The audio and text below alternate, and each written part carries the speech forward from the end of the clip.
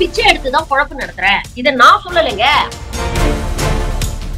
நான் பாட்டுக்கு சந்தோஷமா நிம்மதியா விவசாயம் பண்ணிட்டு வாழ போறேன் அப்படின்னு சொன்னவருக்கு திடீர்னு என்ன ரியல் எஸ்டேட்ல இவ்வளவு இன்ட்ரெஸ்ட்?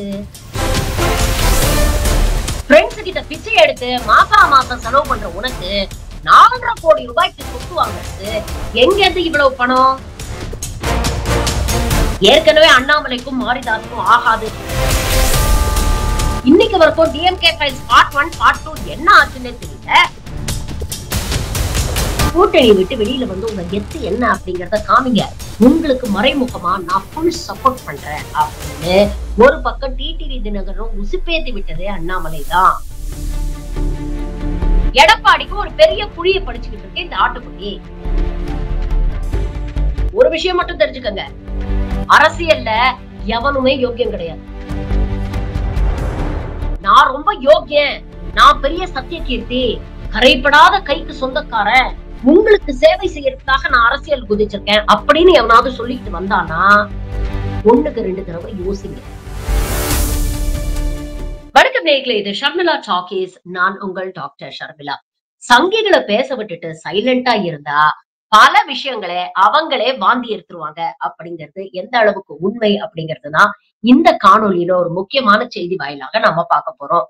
ஒரு பக்கம் பாத்தீங்கன்னா அதிமுக பாஜக கூட்டணியில ஏகப்பட்ட கன்ஃபியூஷன் போயிட்டு இருக்கு. நாளுக்கு நாள் புது புது டெவலப்மெண்ட்ஸ் எல்லாம் வந்துகிட்டு இருக்கு.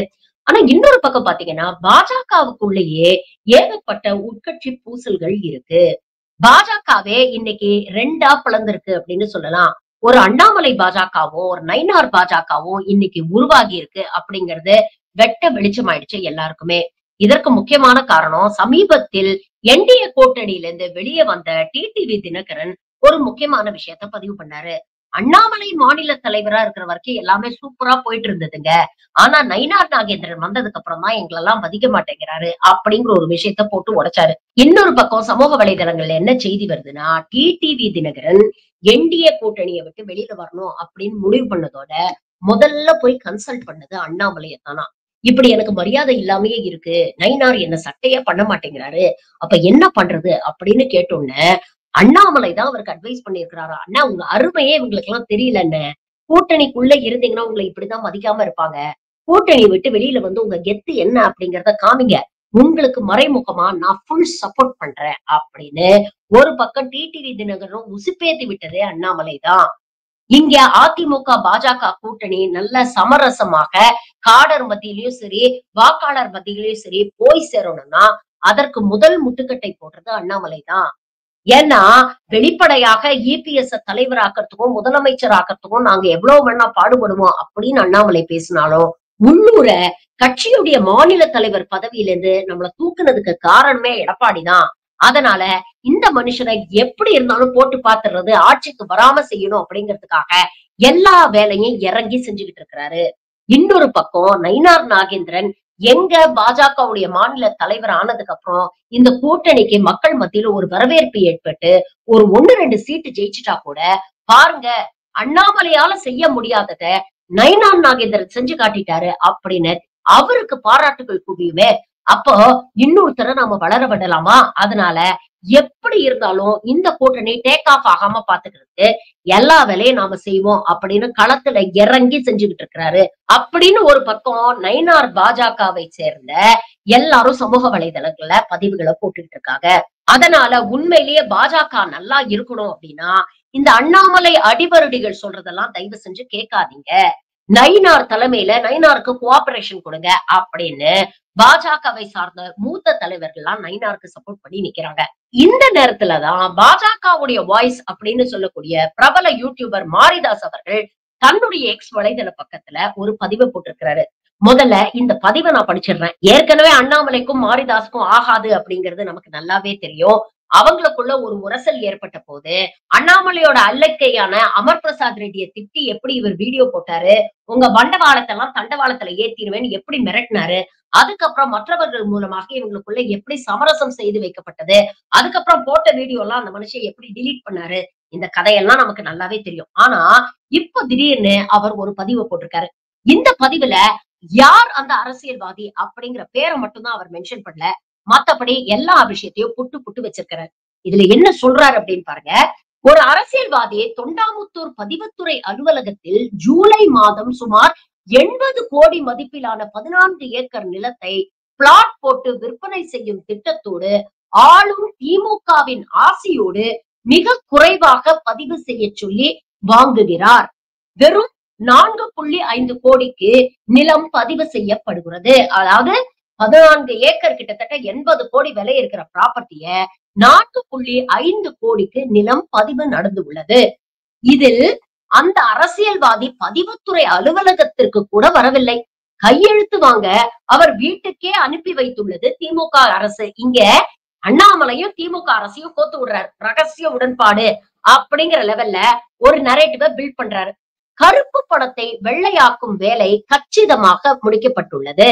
அதாவது பிளாக்க ஒயிட்டா மாத்திட்டாராம். அரசுக்கு பதிவு கட்டண வருவாய் இழப்பு. திமுக அரசு மேல இவருக்கு எவ்வளவு அக்கறை, கவலை பாருங்களேன்.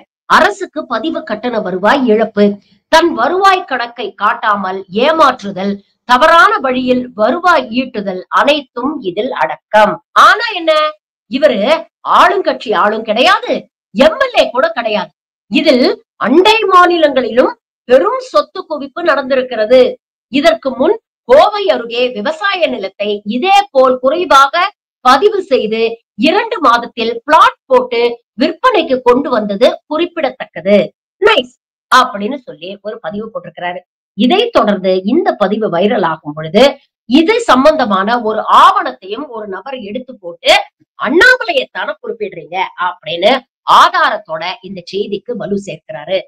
இப்போ இந்த செய்தியில இருக்கக்கூடியது எந்த அளவுக்கு உண்மை பொய் அப்படிங்கறத தாண்டி இதுல சில கேள்விகளை நாம கேட்க வேண்டியிருக்கு.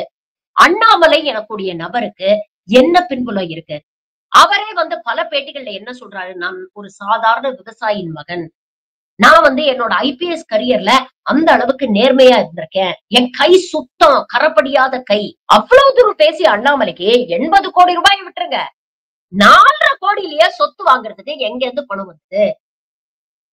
ஒரு ஐபிஎஸ் ஆபீசருடைய மாத சம்பளம் எவ்வளவு அப்படிங்கிறது நமக்கு நல்லாவே தெரியும். சரி, நீங்க ரிசைன் பண்ணிட்டு வரும்போது உங்களுக்கு அந்த பெனிஃபிட்ஸ் அதெல்லாம் கிடைச்சிருக்கும். இருந்தாலும் 4.5 கோடிக்கு சொத்து வாங்குற அளவுக்கு உங்களுக்கு எங்க இருந்து வருமானம் வந்தது? அவர் மனைவி படிச்சவங்கப்பா, அவங்க ஐடி செக்டர்ல ஒர்க் பண்றாங்கப்பா, அவருக்கு என்ன பணத்துக்கு குறைச்சல் அப்படிங்கிற கேள்வியை நீங்க கேட்கலாம். ஐடி செக்டர்ல வேலை பண்ற எத்தனையோ பேரை நாம பார்த்திருக்கோம். 1 கோடிக்கு பிளாட் வாங்குறதுக்கே 100 முக்கு முக்குறாங்க. இந்த லோனு அந்த லோனுன்னு பேங்குக்கு அலையறதுலயே பாதி வயசு காணாம போயிடுது. அப்படி இருக்கும் பொழுது 4.5 கோடிக்கு 80 கோடி ரூபாய் சொத்தை வாங்குறதுக்கு எங்க இருந்து இவங்களுக்கு காசு வந்தது? நானே பிச்சை எடுத்துதான் பொழப்பு நடத்துறேன். இத நான் சொல்லலைங்க, அண்ணாமலையும் ஒரு பேட்டியில சொல்லியிருக்கிறார். எனக்கு மாசம் 8 லட்சம் ரூபாய் செலவாகுது, எனக்கு எங்க வருமானம் இருக்கு, என் நண்பர்கள் தான் மாசம் மாசம் எனக்கு பணம் கொடுத்து ஹெல்ப் பண்றாங்க, அவங்க கிட்ட பிச்சை எடுத்து வாங்குற பணத்துலதான் நான் இப்படி பந்தா பண்ணிட்டு இருக்கேன் அப்படின்னு இவரே ஒரு பேட்டியில சொல்லியிருக்கிறாரு. கேவலம் ஒரு வாட்ச் வாங்கினதுக்கு பில்லு கேட்டதுக்கு இன்னி வரைக்கும் இந்த மனுஷன் பில்லு கொடுக்கல. உங்களுடைய சோர்ஸ் ஆஃப் இன்கம் என்ன? அந்த சோர்ஸுக்கான சோர்ஸ் என்ன? அந்த சோர்ஸ் நீங்க எப்படி வாங்குனீங்க? இப்படி எத்தனையோ கேள்விகளை நாம அண்ணாமலையை கேட்கலாமே. இதெல்லாம் கேட்டா அவர்கிட்ட இருந்து பதில் வருமா? இப்ப கூட மாநில தலைவர் பதவியில இருந்து ரிசைன் பண்ணதுக்கு அப்புறம் என்ன சொன்னாரு, நான் ஏழை விவசாயிங்க, 4 மாடு 2 ஆடு வச்சிருக்கிறேன், நான் பாட்டுக்கு சந்தோஷமா நிம்மதியா விவசாயம் பண்ணிட்டு வாழ போறேன் அப்படின்னு சொன்னவருக்கு திடீர்னு என்ன ரியல் எஸ்டேட்ல இவ்வளவு இன்ட்ரெஸ்ட்? பாக்குற இடத்தெல்லாம் வாங்கி போட்டு பிளாட் போட்டு விக்கணும் அப்படிங்கறதுல ஏன் இவ்வளவு ஆர்வம்? சரி, இதெல்லாம் ஒரு பக்கம் இருக்கட்டும். இந்த கேள்விகளை திரும்ப திரும்ப கேட்டாலும் அண்ணாமலை கிட்ட இருந்து பதில் வராது அப்படிங்கிறது நமக்கு நல்லாவே தெரியும். ஆனா இந்த ஆள் என்னவோ பெரிய யோக்கியம் மாதிரி, திமுக அரசு ஊழல் அரசு, பாருங்க அவங்க அமைச்சர்கள் எல்லாம் இவ்வளவு சொத்து சேர்த்து வச்சிருக்காங்க, டிஎம்கே ஃபைல்ஸ் பார்ட் 1 ரிலீஸ் பண்றேன் அப்படின்னு ஒரு சீனை போட்டாரு. அது டேக் ஆஃப் ஆகல அப்படின்னு டிஎம்கே ஃபைல்ஸ் பார்ட் 2 ரிலீஸ் பண்றேன் அப்படின்னு ஒரு ட்ரங்க் பெட்டி ஃபுல்லா ஃபைல்ஸ கொண்டு போய் ஆளுநர்கிட்ட கொடுக்குற மாதிரி ஒரு சீனை போட்டாரு. இன்னைக்கு வரைக்கும் டிஎம்கே ஃபைல்ஸ் பார்ட் 1 பார்ட் 2 என்ன ஆச்சுன்னே தெரியல. இடையில ஏடிஎம்கே ஃபைல்ஸையும் நான் ரிலீஸ் பண்ணுவேன் அப்படின்னு சொல்லி எடப்பாடியை இது போல இல்ல அப்படின்னு விமர்சனம் பண்ண ஒரு தலைவர் தான் அண்ணாமலை. அந்த அளவுக்கு கேவலமா கழுவி கழுவி ஊத்திட்டு இன்னைக்கு வெக்கமே இல்லாம அதே எடப்பாடியை முதலமைச்சராக்கும் வரை எனக்கு உறக்கம் இல்லை அப்படின்னு மேடையில பேசிட்டு இருக்காரு. ஒரு பக்கம் மேடையில இப்படி பேசிட்டு பின்னாலேயே தினகரன் போன்றவர்கள் மூலமாக எடப்பாடிக்கு ஒரு பெரிய குழிய படிச்சுக்கிட்டு இருக்கு இந்த ஆட்டுக்குட்டி. இப்படிப்பட்டவரை தான் சிங்கம் கரப்படியாத கைக்கு சொந்தக்காரர், நேர்மை கருமை எருமை அப்படின்னு இந்த அண்ணாமலை பாஜகவை சேர்ந்தவர்கள் தினம் தினம் சோசியல் மீடியால ஃபயர் விட்டுட்டு இருக்காங்க. பத்திரிகையாளர்களை ஏன் குரங்கு மாதிரி மரத்துக்கு மரம் தாவறீங்க அப்படின்னு பேசின இதே ஆளுதான் இன்னைக்கு இபிஎஸ் ஃபார் அண்ட் இபிஎஸ் அகைன்ஸ்ட்னு அண்டர்பல்ட்டி அடிச்சிட்டு இருக்காரு. இப்ப இதுக்கெல்லாம் நாம கேட்கலாம் இல்லையா? What is your source of income? Friends கிட்ட பிச்சை எடுத்து மாசம் செலவு பண்ற உனக்கு 4.5 கோடி ரூபாய்க்கு சொத்து வாங்குறது எங்க இருந்து இவ்வளவு பணம்? அடுத்தது உனக்கும் திமுகவுக்கும் ரகசிய கூட்டணி இருக்கு அப்படின்னு சொல்றாங்க. இதற்கு திமுக விளக்கம் கொடுக்கணும். இப்படிப்பட்ட ஒரு குற்றச்சாட்டை மாரிதாஸ் போன்ற சோசியல் மீடியா இன்ஃபுளுசர் பொது வெளியில வைக்கிறாரு. அவருக்கும் அண்ணாமலைக்கும் தனிப்பட்ட விரோதம் இருக்கு அப்படிங்கிறது நமக்கு நல்லாவே தெரியும். ஆனா தொடர்ந்து திமுக மேல விமர்சனம் வைக்கக்கூடிய மாரிதாஸ் இன்னைக்கு இந்த விவகாரத்துல திமுகவையும் இழுத்து விட்டுருக்கிறாரு. அப்ப இந்த விஷயத்துக்கு திமுக அரசும் தெளிவான விளக்கம் கொடுக்கணும் இல்லையா? யாரா இருந்தா என்ன, விளக்கம் கேட்கறது நம்மளுடைய கடமை, நாம கேட்போம். உண்மையிலே 80 கோடி ரூபாய் சொத்தை 4.5 கோடிக்கு இந்த ஆள் பதிவு செஞ்சிருக்கிறார்னா அப்படின்னா தமிழ்நாட்டு அரசுக்கு வருவாய் இழப்பு ஏற்பட்டிருக்கிறது. இதற்கு திமுக அரசுல யாரெல்லாம் உடந்த, யாருடைய அழுத்தம் காரணமாக இது நடைபெற்றது? இதெல்லாம் திமுக அரசு தயவு செஞ்சு விசாரிங்க. தலைமைக்கு தெரிஞ்சு இது நடக்குதா இல்ல தெரியாம இது நடக்குதா? இல்லனா பத்திரப்பதிவு ஆபீஸ்ல இருக்கிறவங்க அண்ணாமலைக்கு இப்படி துணை போயிட்டு இருக்காங்களா? அண்ணாமலையை டிஃபேம் பண்றதுக்கு அவர் பற்றிய உண்மைகளை வெளியிடக்கூடிய மாரிதாஸ் கொலாட்ரல் டேமேஜா திமுகவையும் சேர்த்துல இன்னைக்கு இழுத்து விட்டுருக்காரு. அப்போ இதற்கு திமுக அரசு விளக்கம் அளிக்கணும். உண்மையிலேயே அப்படிப்பட்ட ஒரு தவறு நடந்திருக்கு. இவ்வளவு அதிக வேல்யூ இருக்கக்கூடிய ஒரு ப்ராப்பர்ட்டிய இவர் மோசடி பண்ணி கம்மியான வேல்யூக்கு பத்திரப்பதிவு பண்ணி இருக்கிறார்னா இவர் மீது என்ன நடவடிக்கை எடுக்க போறீங்க? இதுல ரொம்ப இன்ட்ரெஸ்டிங்கான ஒரு விஷயம் என்ன அப்படின்னு பாத்தீங்கன்னா, அண்ணாமலையோட இது போன்ற ரகசியங்களை வெளியிடுவது எதிர்கட்சியான திமுக இல்ல, கூடவே இருக்கிறவங்க தான் இன்னைக்கு குடிபடிச்சுட்டு இருக்கிறாங்க. இது ஒண்ணும் பெரிய சர்ப்ரைஸ் கிடையாது. ஏன்னா அண்ணாமலை மாநில தலைவர் ஆனதுக்கு அப்புறம் இதே எச்ச வேலையை தான் பண்ணிட்டு இருந்தாரு. ஆடியோ வீடியோ அரசியல் மூலமா கூட இருக்கிறவங்களுக்கே குழிப்படிச்சவர் தான் அண்ணாமலை. இன்னைக்கு அதேதான் அவருக்கு வருது. வாட் கோஸ் அரவுண்ட் கம்ஸ் அரவுண்ட்னு சொல்லுவாங்கல்ல, அந்த மாதிரி இவர் கட்சியில இருக்கிறவங்களே தான் இவருக்கு எதிராக மாரிதாஸ்க்கு தகவல் எல்லாம் கொடுத்து இதெல்லாம் பொது வெளியில வெளிப்படுத்துறாங்க. அப்ப அவர்களுடைய நோக்கம் என்ன? இதெல்லாம் பாஜகவுடைய மேலிடம் பாத்துக்கிட்டு தான் இருக்கா? ஏற்கனவே ஒரு வாட்டி எல்லா தலைவர்களும் போய் அமித்ஷாவை சந்திச்சு, நிர்மலா சீதாராமனை சந்திச்சு இந்த ஆள் பண்ண அயோக்கியத்தனத்தை எல்லாம் போட்டு கொடுத்தாங்க. அதனாலதான் அவசரமா மாநில தலைவர் பதவியில இருந்து அண்ணாமலையை தூக்கிட்டு நயினாரை கொண்டு வந்து உட்கார வச்சு வலுக்கட்டாயமா அதிமுகவோட கூட்டணியை ஏற்படுத்தினாங்க அப்படிங்கிற செய்திகள்லாம் கலந்த காலத்துல வந்தது. அண்ணாமலையை பற்றி குறை சொன்ன தமிழிசைய மேடையில வச்சு அமித்ஷா கண்டிச்சாரு. இப்ப ஆதாரங்களோட இது போன்ற செய்திகள் அப்பப்போ வெளியில வருதே, அமித்ஷா என்ன நடவடிக்கை எடுத்தாரு? பாஜக மேலிடம் ஏன் அமைதியாக இருக்கு? உண்மையிலேயே இதெல்லாம் உங்களுக்கு தெரியாதா இல்ல தெரிஞ்சும் கண்டுக்காம இருக்கீங்களா? அப்ப உங்களுக்கு எல்லாம் மற்ற கட்சிகளை பார்த்து ஊழல் கட்சி அப்படின்னு சொல்றதுக்கு என்ன யோகியதை இருக்கு, என்ன தகுதி இருக்கு? வருமானத்துக்கு அதிகமா சொத்து சேர்த்ததுக்காக ஒரு முன்னாள் முதலமைச்சரை சிறைக்கு அனுப்புற கூட்டம் இந்த கூட்டம். இன்னைக்கு வருமானமே இல்லாத ஒரு ஆளு இவ்வளவு சொத்து சேர்த்து வச்சிருக்கிறாரு. அவர் மேல என்ன நடவடிக்கை எடுக்க போறீங்க? இல்ல இத கண்டு காணாம போக போறீங்கன்னா அப்ப மற்ற கட்சிகளை பார்த்து ஊழல் செய்யறாங்க அப்படின்னு சொல்றதுக்கு உங்களுக்கு தகுதியே கிடையாது. ஊழலற்ற ஆட்சியை நாங்க கொடுப்போம், திராவிடத்துக்கு நாங்க தான் மாற்று அப்படின்னு தயவு செஞ்சு இனிமேல இருந்து பேசாதீங்க.